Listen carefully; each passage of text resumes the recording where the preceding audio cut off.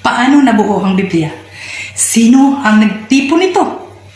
Maraming nagsasabing sila ang gumagawa ng Biblia, pero ang tanong, naroon na ba sila noong isinulat, iningatan at kinikilala ang aklat na bumubuo nito?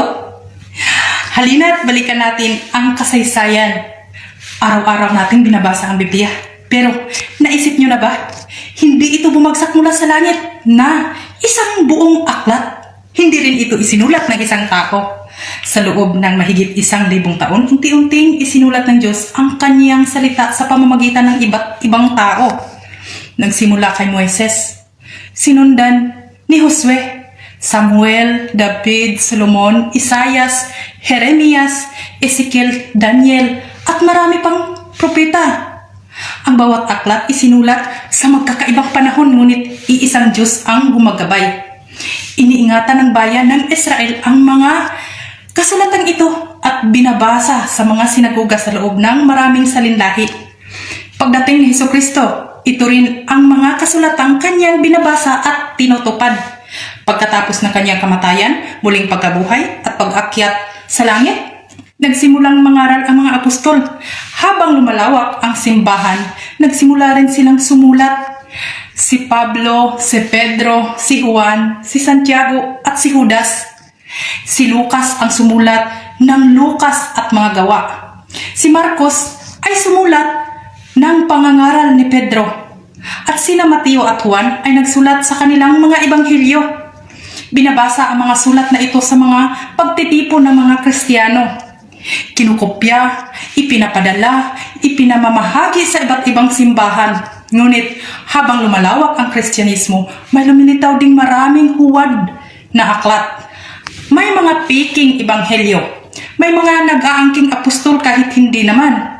Kaya kinakailangan sagutin ng unang simbahan ang napakahalagang tanong. Alin ang tunay na salita ng Diyos at alin ang huwad? Dito nagsimula ang proseso ng pagkikilala sa mga aklat ng bagong tipan. Sa part 2, alamin naman natin kung sino ang kumikilala sa at nagtitipon sa mga aklat na bumubuo sa Biblia. Sino ang nag-ingat, kumilala at nagtipon ng mga aklat ng Biblia? Matapos maisulat ng mga apostol at ng kanilang mga kasamahan ang mga aklat ng bagong tipan, hindi pa agad nabuo ang Biblia ang hawak natin ngayon. Noong unang siglo, ang iba't ibang simbahan ay may kanya-kanyang kopya ng mga sulat ng mga apostol. Halimbawa, ang iba ay may ebanghelyo ni Mateo, ang iba naman ay kay Marcos, Lucas, Juan o mga sulat ni Pablo. Ipinasa ang mga ito sa iba't ibang pamayanan upang basahin sa pagsamba at pag-aralan. Ngunit habang lumipas ang panahon, lumitaw rin ang maraming huwad na aklat. May mga taong sumulat ng mga aklat at ipinangalan sa mga apostol kahit hindi naman talaga sila ang sumulat. Kaya, kinakailangang alamin ng simbahan kung alin ang tunay na kinasihang kasulatan at alin ang hindi. Dito naging napakahalaga ng papel ng unang simbahan, ang isang simbahang itinatag ni Kristo at pinamunuan ng mga apostol, ang nag-ingat ng mga tunay na aklat. Nagsuri sa mga ito at kumikilala kung alin ang dapat basahin sa lahat ng simbahan.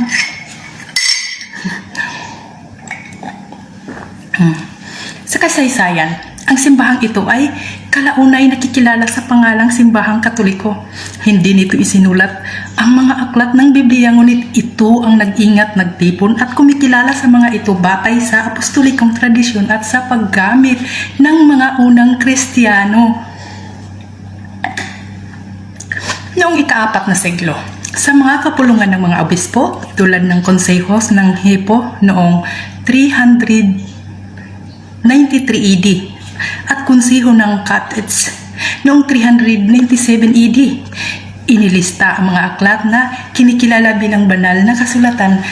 Ang listahang ito ay bumubuo sa kanon ng Biblia na tinatanggap ng simbahan. Kasama na rito ang 46 na aklat ng lumang tipan at 27 aklat na bagong tipan na may kabuuang 73 aklat. Mahalagang maunawaan na hindi nilikha ng simbahan ang salita ng Diyos. Ang salita ng Diyos ay isinulat ng mga propeta at mga apostol sa inspiration ng Espiritu Santo. Ngunit ang simbahan ang naging tagapag-ingat at tagapagpatutuo kung alin sa maraming umiiral na aklat ang tunay na kinasihan ng Diyos. Kung walang nag-iingat sa mga sulat ng mga apostol, kung walang kumikilala sa mga tunay na aklat at kung walang nagtipon ng mga ito, wala tayong mababasang kumpletong bagong tipan ngayon. Kaya kapag tinatanong kung sino ang nagbuo ng Biblia, ang tamang sagot ay ito. Ang Diyos ang nagbigay ng inspiration sa mga nanunulat, ngunit ang unang simbahan ang nag-ingat, kumikilala at nagtipon ng mga aklat na bumubuo sa Biblia. Ngunit hindi pa ito natatapos ang kasaysayan. Matapos makilala ang mga aklat ng Biblia, paano naman ito naingatan sa loob ng halos 2,000 taon? Paano nakaligtas ang mga manuskrito sa paglipas ng panahon? Sino ang kumopya sa mga ito bago pa naimbento ang printing press? At bakit nagkaroon ng iba't ibang salin ang magkaibang bilang ng mga aklat sa Bibliyang Katoliko at sa karamihan ng Biblia ng Protestante? Iyan ang ating tatalakayan sa part 3, ang pagpapatuloy ng pag-ingat sa Biblia at ang mga salita nito.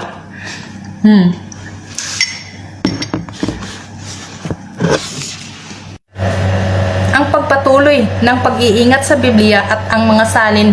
Matapos matipon ang mga aklat na bumubuo sa Biblia, nagsimula na naman ang mahalagang gawain ng pagkopya at pagsasalin ng mga ito upang maipasa sa mga sumusunod na salinlahi. Noong unang panahon, wala pang printing press, kaya ang mga aklat ng kasulatan ay kinukopya ng manumano ng mga eskreba.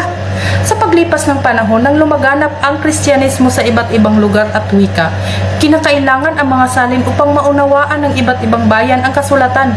Isa sa pinakamahalagang salin sa kasaysayan ng Kristyanismo ay ang Vulgata o Vulgate, ang salin sa wikang Latin na isinagawa ni Saint Jerome noong huling bahagi ng ika-4 na siglo. Dapat malinaw ang isang bagay. Hindi si Saint Jerome ang gumagawa ng Biblia. Ang kanyang ginagawa ay isang pinakamahalagang pagsasalin at pagrereserba mula sa mga naunang tekstong Hebreo, Aramiko at Grego upang magkaroon ng mas malinaw na salin sa wikang Latin.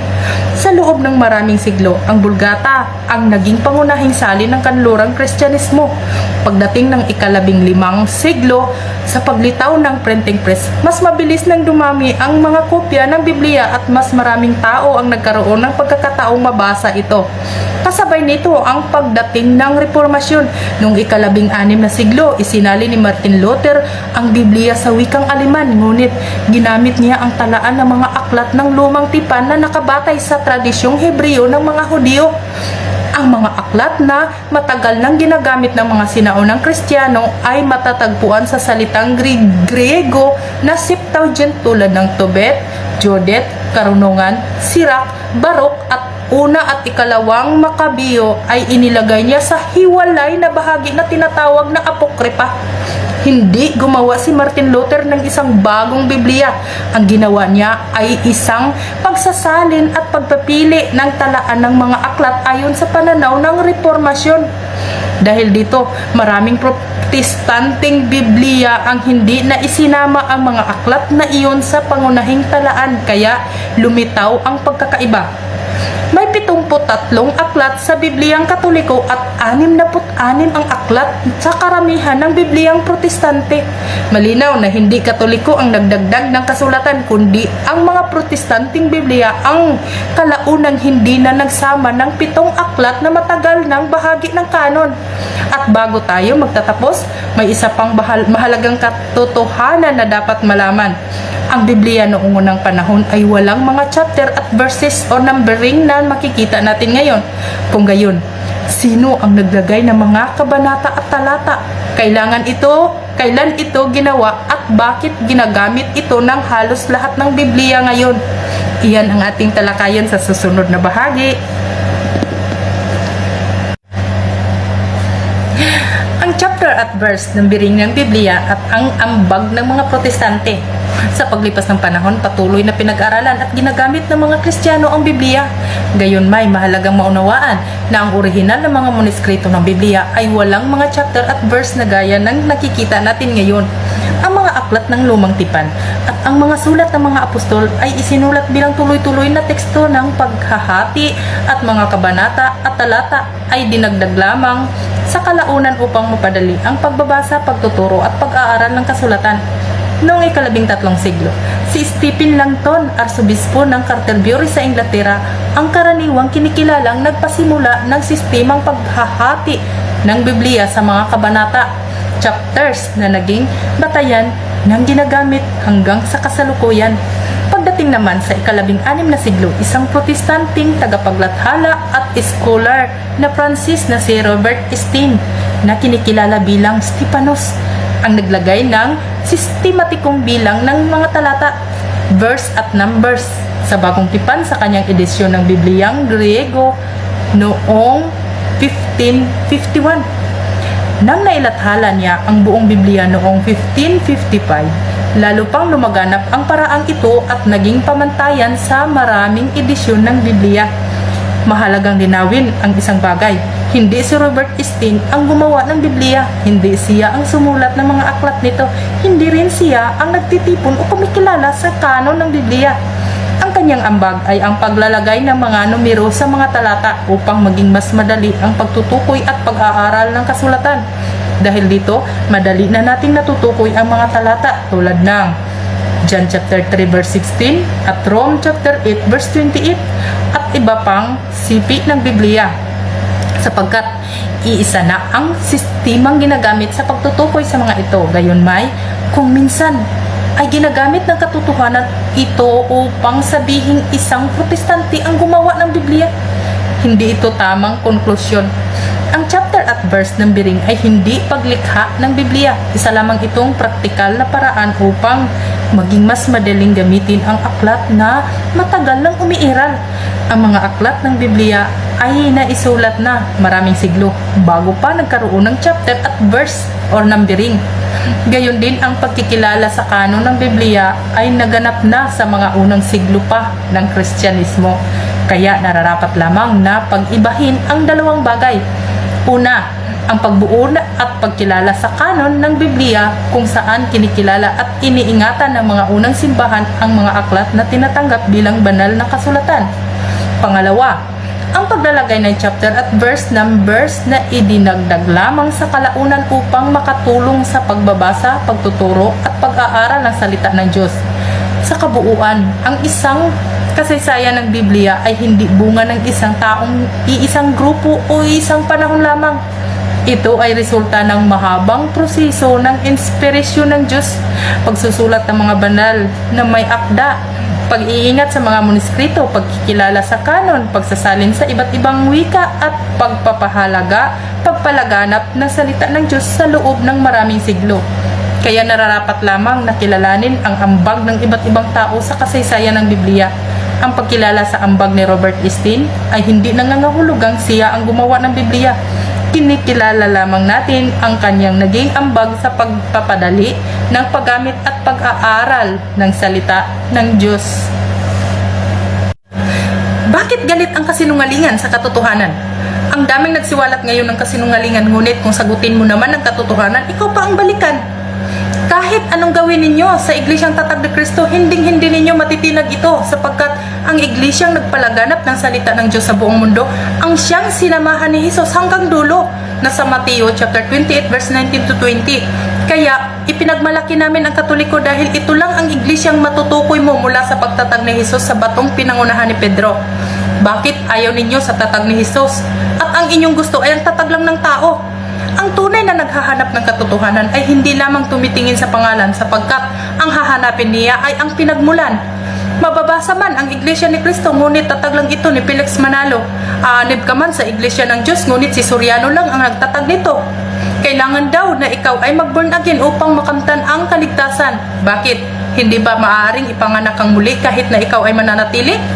Araw nga ng Sabat ang palaging isiniwalat. Hindi nila alam na sa aming mga Katoliko ang Sabat namin ay si Kristo. Ang daming nagtayo ng relihiyon ngayon, ngunit ang tatag ni Jesus ay isang iglesia lang sa buong mundo. 1, 2, 3, na kung iisa-isahin ko baka abutin ako hanggang sa si Jesus ay pumarito upang tuparin ang pangako. Madalas ninyong sabihin na walang katotohanan sa aral ng simbahang Katoliko. Walang rosaryo, walang purgatorio, walang rebulto, at marami pa ang kaya ninyong ibato sa aming Katoliko. Ngunit sinubukan nyo na bang suriin kung bakit may katuruang ganito? Sinubukan nyo na bang buksan ang isipan ninyo at palambutin ang inyong puso habang isa-isahing siyasatin bawat pahina sa sinasabi ninyong wala? Hindi ba ang totoo gawa lang ninyo ito upang makapagpanuligsa ng tao? Walang larawan, walang rebulto, walang pagluhod, ang laging bukang bibig. Ngunit ang nasa Biblia ay kung ipalit mo sa Diyos lahat ng iyan, yan ang malaking kasalanan. Ang tanong naming mga Katoliko sa aming sarili, kung Diyos na nga ba ang santong nasa aming harapan, bakit pa kami kumikilala sa Diyos amang makapangyarihan? Siguro may hindi lang pagkaintindihan o di kaya'y ginagamit kayo ng kalaban. Kaya hindi lang kami ang dapat may pagnilayan, kundi kayo ring panay panuligsa sa katotohanan. At ngayon, ako'y temporaryong mamaalam upang inyo ring mapagsilayan bawat bigkas ko. Sana'y may kunti kayong natutunan. Maraming salamat po, lalo na sa Diyos na makapangyarihan. Bye-bye. Kung mananampalataya, hindi nyo ba nahalata kung bakit tayo ang palaging tinuligsa? Patunay na tayo ay nasa hanay ni Kristo sapagkat malinaw ang sabi niya, mapalad kayo pagka kayo inalipusta at pinag-uusig at pinagwiwikaan ng lahat ng masasamang bagay na pawang kasinungalingan dahil sa akin. Matthew chapter 5 verse 11. Dahil dito, ating napatunayan na lahat ng tatag ng tao ay huwad lang. Ayaw nila ng katotohanan kaya tayo'y kanilang pinagtutulong-tulungan. Palagi nilang binabalikan ang kasalanang matagal nang naging kasaysayan, ngunit hindi nila alam na si Jesus ang kabanalan ng ating simbahan. Para sa ating mga kaibigang taga-ibang denominasyon, hindi ba talaga mabago ang ating mga relasyon? Pagbatuhan at bangayan ba ang solusyon? Hindi ba't respeto at paggalang na lang ang ipairal sa bawat organisasyon upang maunawaan at maintindihan ang bawat desisyon? Hindi nyo ba napansin mga kaibayo? Kahit palagi ninyong binabato ng husto ang Katoliko, panay dipinsa lang kami sa mga paratang ninyo sapagkat hindi namin magawang manira at manuligsa para makaakay ng kapwa ninyong mananampalataya. Ang amin lang ay pagsagot sa lahat ng inyong mga paratang at pagpaalala sa aming mga kasamahan na sana'y hindi sila maturuan ng inyong mga paglapastangan sa aming pinaniwalaan.